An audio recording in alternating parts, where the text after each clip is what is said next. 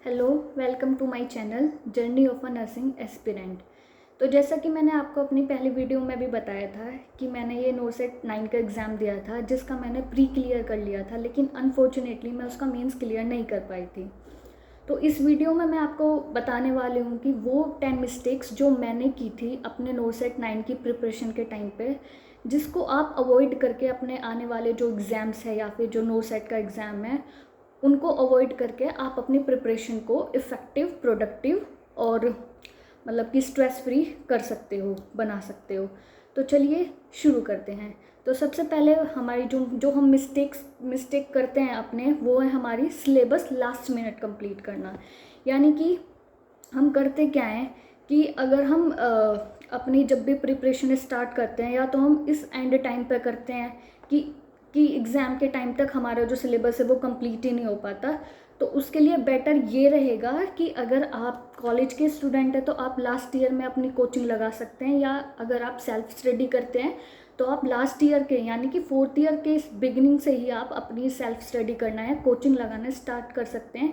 इससे होगा क्या कि 1 साल के अंदर आप अपना सिलेबस कंप्लीट कर लेंगे, और जब आप अपनी 4th ईयर से निकलेंगे तो आपका ऑलमोस्ट सारा सिलेबस कंप्लीट हो चुका होगा और सिर्फ आपको रिवाइज ही करना होगा। ठीक है, तो सबसे पहली मिस्टेक हम यही करते हैं। अगर आपका सिलेबस एग्ज़ाम के टाइम पे कंप्लीट नहीं होगा तो आप श्योरली एग्ज़ाम तो क्रैक नहीं कर पाएंगे।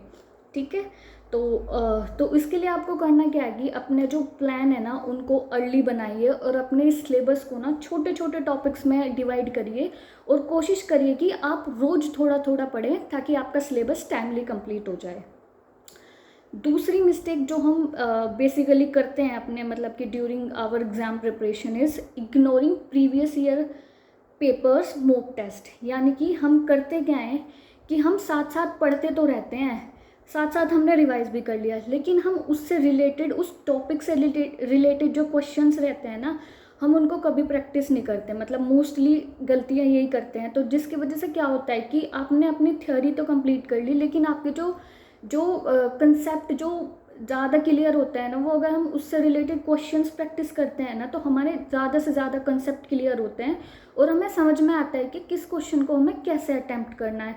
या फिर बहुत सारे लोग वेट करते हैं कि पहले एक सब्जेक्ट को कंप्लीट करेंगे, उसके बाद हम रिवाइज करेंगे। ऐसा बिल्कुल भी नहीं करना है, या उसी के बाद हम टेस्ट देंगे। ये बहुत बड़ी गलती होती है जो हम बेसिकली करते हैं। तो हमें क्या करना है, अपने साथ साथ अपनी क्लासेस लेनी है, साथ साथ अपनी पढ़ाई करनी है, और उसी के साथ साथ हमें जैसे जैसे हम टॉपिक कर रहे हैं हमें टॉपिक वाइज क्वेश्चंस लगाने हैं, और हमें वो क्वेश्चंस प्रैक्टिस करने हैं। ठीक है, तो इससे होगा क्या कि अगर हम प्रैक्टिस ही नहीं करेंगे तो हम एग्ज़ाम का पैटर्न ही समझ नहीं आएगा, एग्ज़ाम में हमें समझ ही नहीं आएगा कि ये किस तरह का पैटर्न है, हम एग्ज़ाम में कंफ्यूज हो जाएंगे। तो इस चीज़ को अवॉइड करने के लिए प्रीवियस ईयर के साथ साथ प्रैक्टिस करें, अपने साथ साथ मॉक लगाएं, और अपने साथ साथ पढ़ाई करें। ठीक है, तो मतलब मेरे टाइम पे क्या होता था कि मेरे ना वीकली टेस्ट होते थे, तो मैंने स्टार्टिंग में कुछ टेस्ट दिए, तो उससे क्या होता था कि मेरे मार्क्स में बहुत कम आते थे, जैसे कि 32 out of 100, 36 out of 100, 40 out of 100। तो इससे क्या होता था कि मैं ना बहुत ज़्यादा डीमोटिवेट हो जाती थी। तो मैंने ना क्वेश्चंस प्रैक्टिस करना ही छोड़ दिए।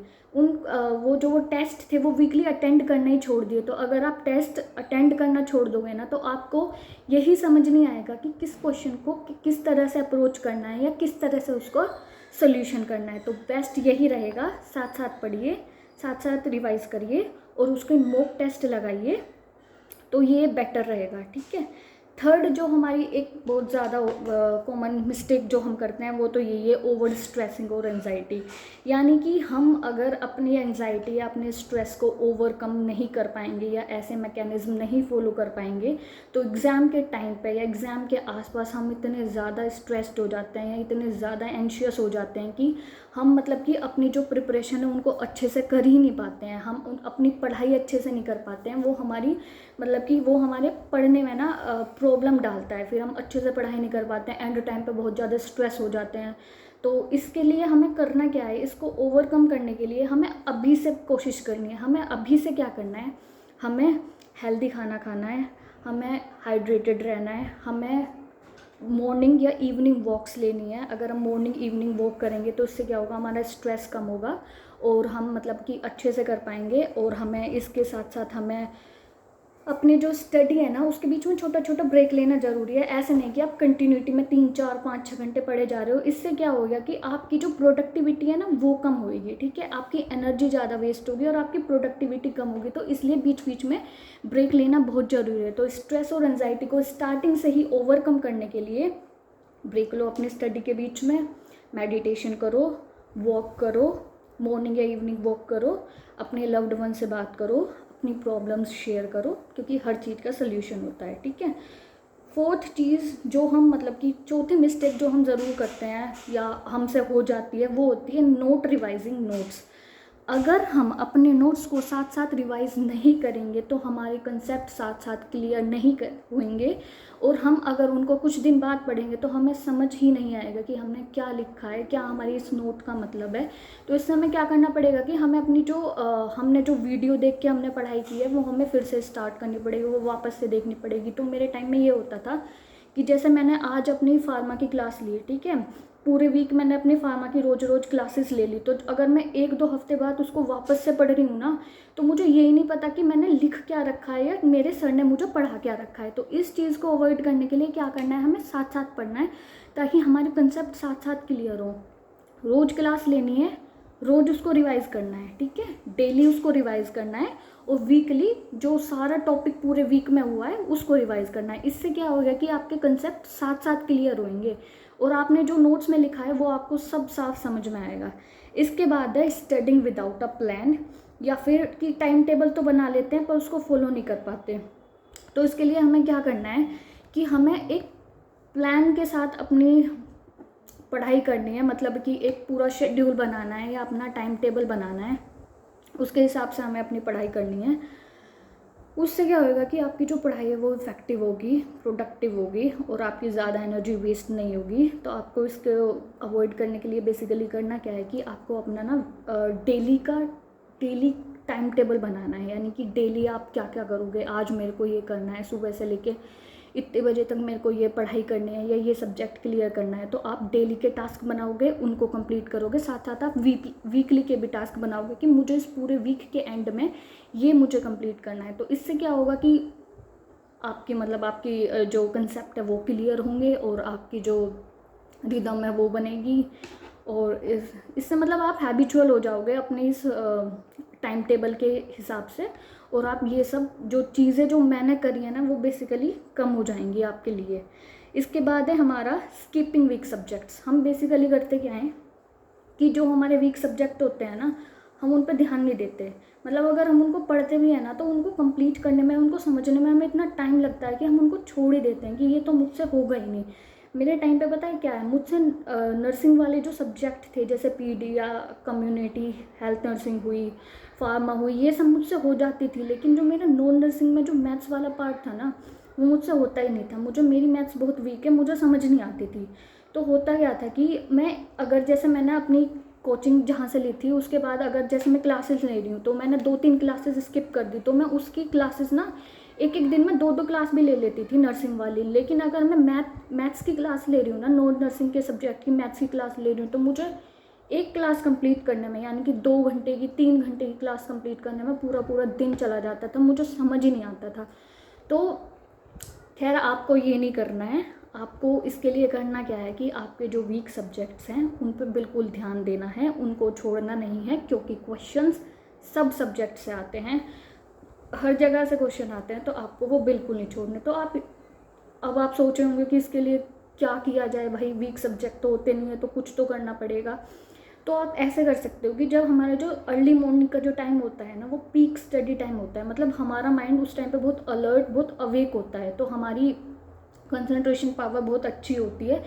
तो आप कोशिश करें कि आपके जो वीक सब्जेक्ट्स हैं ना, जैसे मेरा मैथ्स था या आपका फार्मा है या आपका एमएसएन है, गायनी है, तो जो भी सब्जेक्ट है ना उसको अर्ली मॉर्निंग कंप्लीट करें, ठीक है। जैसे आप मॉर्निंग में उठ गए, 5 बजे उठ गए या 6 बजे उठ गए, 5 से 8 आपने एक मतलब सेशन लगा लिया अपना, 3 घंटे का सेशन हो गया, 2 घंटे का लगा लिया, इससे क्या होगा? एक तो आपका जो पूरे दिन जो आपको स्ट्रेस रहता है ना कि यार ये वीक सब्जेक्ट तो मुझसे हो ही नहीं रहा, मैं इसको कैसे कंप्लीट करूं, तो पूरे दिन एक तो वो आपको वो प्रॉब्लम नहीं रहेगी, क्योंकि आपका सुबह सुबह कंप्लीट हो जाएगा और आपका दिन ज़्यादा प्रोडक्टिव होगा और आप वो सब्जेक्ट पे ज़्यादा ध्यान दे पाएंगे और साथ ही साथ आपका वीक सब्जेक्ट भी हो जाएगा।